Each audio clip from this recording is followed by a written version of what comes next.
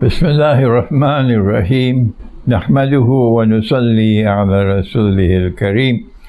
We greet you with Assalamu alaikum wa rahmatullahi wa barakatuh. From my sitting room here in my home in the Caribbean island of Trinidad. And our topic is that we're returning once more to the Great War. And our Prophet has prophesied it, sallallahu ta'ala alayhi wa sallam, the malhama he called it, in which 99% of those who fight in that war would be killed. Yes, so therefore it cannot be conventional warfare. If our Prophet prophesied 99% of combatants being killed, it has to be a war using weapons of mass destruction.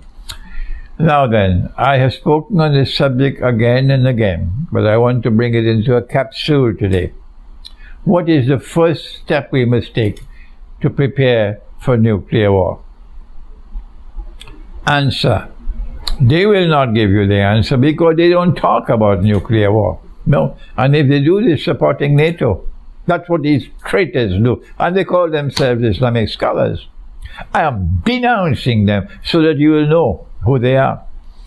The first thing that you have to do as a believer in the one God, a believer in the one God, to prepare for nuclear war is to banish the fear of death from your heart. I cannot ask you to do something that I'm not doing myself. And so I say to you, truthfully and honestly, I don't have any fear in my heart at all about death.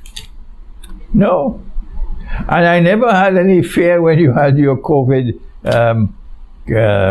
circus, the COVID circus and the 3 feet social distances and your face mask and all that circus.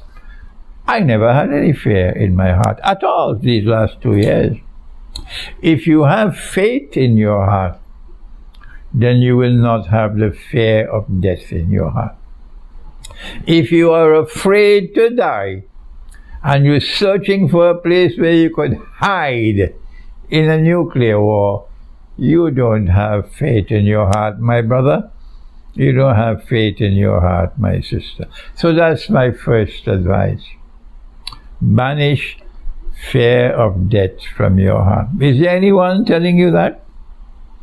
The second way to prepare, as people who follow Prophet Muhammad ﷺ, the Christian will give you a different answer, the Hindu, the Buddhist. I'm talking for those who are Muslims. The second step in preparation for the Great War is to seek protection from the Quran.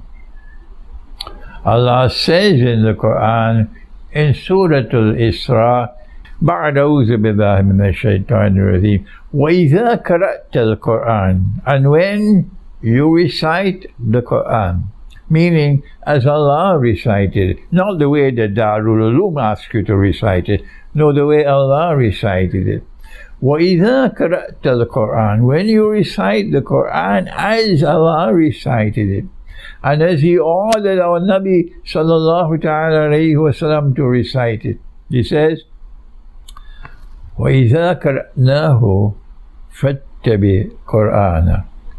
And when I have recited the Quran, O Muhammad sallallahu ta'ala alayhi wa sallam, you must also follow that way of recitation.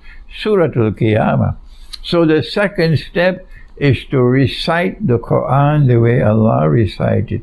وَإِذَا قَرَأْتَ الْقُرْآنَ جَعَلْنَا بَيْنَكَ وَبَيْنَ الَّذِينَ لَا يُؤْمِنُونَ بِالْآخِرَةِ حِجَابًا مَسْتُورًا. This world which is waging war on Russia, this Western world, is a godless world. It's a godless world. They don't believe in a hereafter. And Allah says, if you recite the Quran, we will protect you, put between you and that godless world who does not believe in the hereafter. We will place a hijab which will cover you. What more do you want? When will you start reciting the Quran? How many years now I've been asking you to recite the Quran? MashaAllah. I get so many emails from different parts of the world. Sheikh, I am reciting the Quran the way you taught us in your book, The Quran and the Moon. And I complete the whole Quran every month with the correct ajza. And Sheikh, it has changed my life. I'm getting the emails all the time. So when will you wake up? There are those of you who are close to me, and I love you, and yet you will not recite the Quran. What more can I do? When Allah calls me away, I warn you, don't ever say that you are my student. No. You bury me, you make a dua for me and get back on the battlefield. I don't want people praising me. You are my student only if you are reciting the Quran every day. The best time is in the morning, and you are completing the recitation of the whole Quran every lunar month. And this is the second way to prepare yourself for the Great War. The third preparation for the Great War is you better find a good guide to guide you. There are bogus scholars out there, bogus, who gives you a version of Islam that the Western world doesn't feel any threat at all. It's like a Sunday lunch for them, that version of Islam that comes from these scholars. But if you follow the version of Islam that comes from someone who follows Khidr alayhi salam, someone who turns to the Quran to guide and to teach the people the reality of the world today, the Western world will hate you and despise you. So look for a scholar of integrity. Look for a scholar who can throw light on the world today. Look for a scholar who can tell you the Great War is coming. Look for a scholar who can help you to prepare for that Great War. Don't look for these fellows who are like marshmallows who sing for their supper and they close the doors of their masjid on me. The fourth one, preparation for the Great War, is you must stock up on blankets, on warm clothing, on food which is non-perishable like canned food, stock up on water, stock up on firewood. I am stocking up on firewood. Stock up on lighters to light a fire. I have spoken a lot about this. And you will be able to get more security in the remote countryside than in the city, where there will be anarchy when there is no electricity, there is no running water, there is no supply of food. People will be fighting each other dog eat dog in the cities and breaking down your home, your doors of your home, if they suspect you have food. So get out of the cities, please, and go to the remote countryside, as I am myself doing.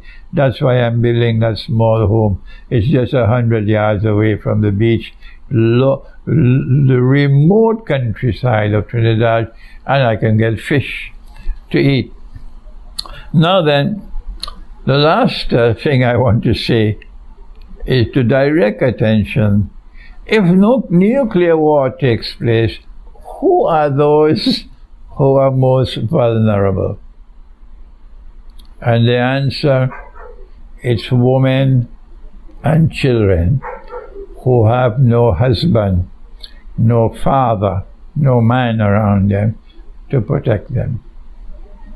So in the same way that I've always advised, when we have a large gathering, if any event takes place that causes panic, every single man who is present must now become the protector of every woman who is present. No man must seek to escape. No. If we have to die, we die. But we must protect our women and children who are present. That is the way of Islam. So in the same way that you don't rush to the door, trampling over people to escape if a fire is taking place. No! every single man in that gathering will go and take care and protect the woman and the children. That is Islam. We have a different way of people. And so in preparing for the Great War, we must think about our sisters who are living alone. They're single. They have no husbands. They either never married or they're divorced. Some of them have children and they're living alone. What can we do for them? If you have the means to marry, then you should offer to marry them. And if your wife says, if you take a second wife, I'll leave you, well then let her go. Let her go. You never knew you had that kind of wife. Now you know it. The truth comes first, not your love for your wife. Loyalty to Allah comes first, not loyalty to your wife. Not loyalty to your children, loyalty to the truth. And the need of the hour today is, if you have the means to marry, then marry.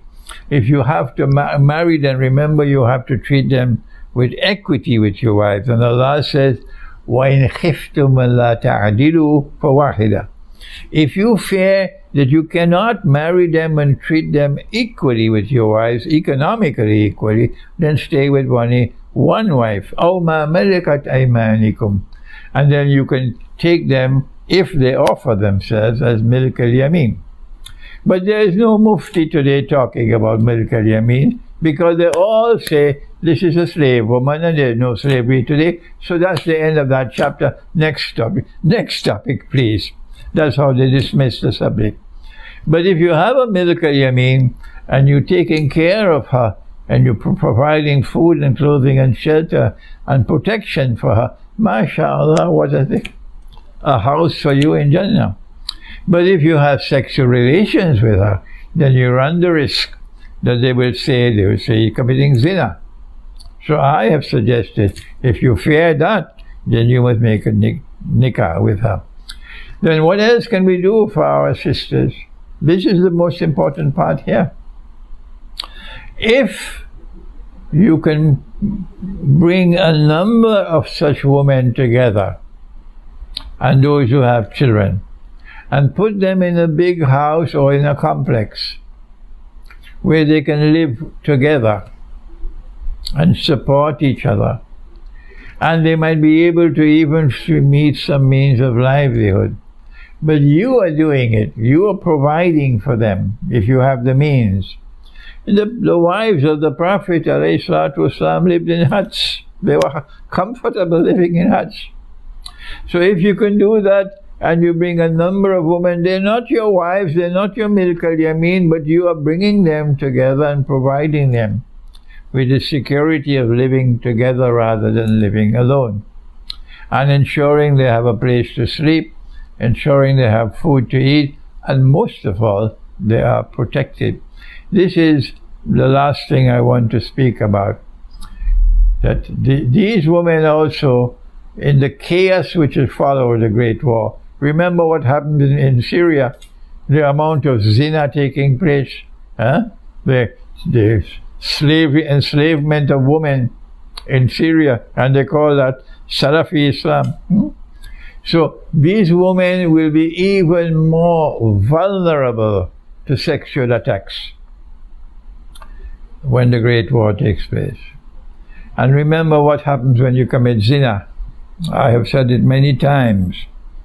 Dajjal wants to encourage zina, because when you commit zina, which is adultery and fornication, sexual relations, meaning sexual intercourse, without the legal framework of marriage, or milk al-yamin, then what happens is that all the nur in your heart is gone, and you are inside, you have only darkness. And when you have only darkness inside, you can't understand Dajjal. Every tune that Dajjal plays, you will dance to it the way they dance 3 feet apart in Salat. On all of these masajid, they were praying 3 feet apart and with their face mask. Like Dajjal's tune, they were dancing to it. Deaf, dumb and blind. But if you have nur in your heart, you won't do that. So, if you are able to bring these women together and provide them with some security, and provide them with a means whereby they have food to eat, they have clothing, and they live together to keep the company each other. These women will be safe from that zina out there. Think about our sisters. Think about the sexual predatory who is going to attack them when the Great War takes place. They'll be vulnerable. Think about their vulnerability, our sisters and their children, and act now before the Great War takes place, if Allah gives you the means to protect our sisters. Thank you. Wassalamu alaikum wa rahmatullahi wa barakatuh.